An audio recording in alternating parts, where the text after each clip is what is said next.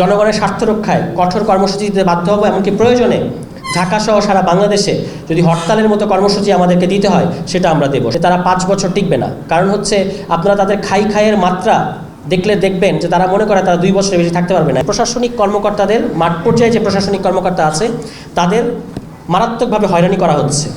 যারা ইউএনও কিংবা ডিসি কিংবা এসি ল্যান্ড এই ধরনের পদগুলোতে বসছেন, তারা কিন্তু অত্যন্ত পড়াশোনা করে পরিশ্রম করে তারপরে এই প্রশাসনের এই জায়গায় এসেছেন দেশের মানুষকে সেবা করার জন্য। কিন্তু তাদেরকে যেহেতু সংস্কার করা হয় নাই, এই প্রশাসনিক সংস্কারটা হয় নাই, তারা চাইলেও অনেক সময় জনগণের সেবাটা দিতে পারেন না। তবু তারা চেষ্টা করেন অনেক ক্ষেত্রে, তাদের দুঃখের কথা তারা আমাদেরকে গোপনে অনেক সময় বলেন। কিন্তু এখন আপনারা দেখতে পাচ্ছেন একটা জিনিস, যে ফ্যামিলি কার্ডের নামে, যেটা বিএনপি সরকারের একটা প্রধান ম্যাজিক হিসেবে তারা হাজির করেছে, এই ফ্যামিলি কার্ডের নামে তারা যে কাজটা করছে সেটা হচ্ছে তাদের দলীয় নেতাকর্মীদের একটা সন্ত্রাস আর তাণ্ডব করার রাস্তা খুলে দিয়েছেন এবং প্রশাসনিক কর্মকর্তাদের ইউএনওদেরকে তারা অপদস্থ করছে। তারা বলছে যে জিহ্বা কেটে নেবে, জবাই করবে, লাথি দিয়ে বের করে দেবে এবং বিভিন্ন জায়গায় মব করে তারা ইউএনওদেরকে অপদস্থ করছেন, লাঞ্ছিত করছেন।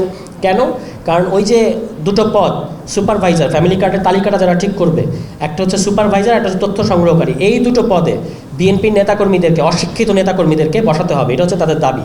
এবং স্থানীয় পর্যায়ে যেহেতু এটা মানছেন না, এই কারণে এই প্রশাসনিক কর্মকর্তাদেরকে তারা তালাবদ্ধ করছেন কিংবা হেনস্থা করছেন। এমনকি নারী ইউএনওদেরকেও তারা বিভিন্ন জায়গায় আমরা দেখেছি যে চরমভাবে দুর্ব্যবহার করে এক ধরনের ভীতিকর পরিস্থিতির সৃষ্টি করেছে। ঘুমের জাদু সোয়ান গ্রুপের একটি পণ্য।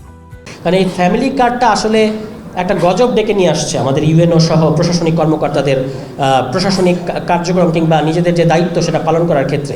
তো এভাবেই একটা, যেটা আমরা বলে থাকি বা যেটা অনেক সময় বলা হয়, যে একটা নাজুক পরিস্থিতিতে অন্তর্বর্তী সরকার ক্ষমতা গ্রহণ করেছিল বা দায়িত্ব গ্রহণ করেছিল, তখন কিছু মব হয়েছে এবং এটা কন্ট্রোল করা যায় নাই, কারণ বাংলাদেশের সমস্ত থানা বা আইনশৃঙ্খলা পরিস্থিতি কলাপস করেছিল এবং সেটা ঠিক করার জন্য চেষ্টা করেছে। তখন কতটুকু পারা গেছে বা পারা যায় না সেটা আলোচনার বিষয়।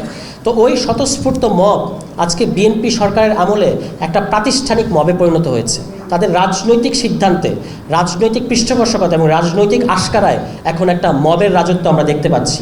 তো বিএনপির 6 মাসেই তারা যে পরিস্থিতি বা যে আলামত আমাদেরকে বা যে নজির আমাদেরকে দেখাচ্ছে, আমাদের খুবই ভয় হচ্ছে এবং সম্ভবত এটা বিএনপির মানুষেরাও মনে করে, বিএনপির লোকজন, যে তারা 5 বছর টিকবে না। কারণ হচ্ছে আপনারা তাদের খাইয়ের মাত্রা দেখলে দেখবেন যে তারা মনে করে তারা 2 বছরের বেশি থাকতে পারবে না। এই জন্য এমন মানে দুর্বার গতিতে তারা হচ্ছে এই লুটপাট এবং খাই করছে। তাদের দলীয় সংসদ সদস্য, ঝালকাঠি 1 আসনের সংসদ সদস্য ফেসবুকে স্ট্যাটাস দিয়ে নিজের দলীয় নেতাকর্মীদের এই খাই স্বভাবের সমালোচনা করে পোস্ট দিয়েছে। তো এইটা থেকে তারা যত দ্রুত বেরিয়ে এসে সুশাসন নিশ্চিত করবে, তত বেশি তারা তাদের মেয়াদ পূর্ণ করতে পারবে। কিন্তু যদি তারা মনে করে তারা ব্ল্যাঙ্ক চেক পেয়ে গেছে এবং যা খুশি তাই করবে, এটা কিন্তু আমরা অনন্তকাল হতে দেব না। আমরা 6 মাস তাদেরকে দেখেছি, এটা তাদের হানিমুন পিরিয়ড ছিল, তারাই বলেন।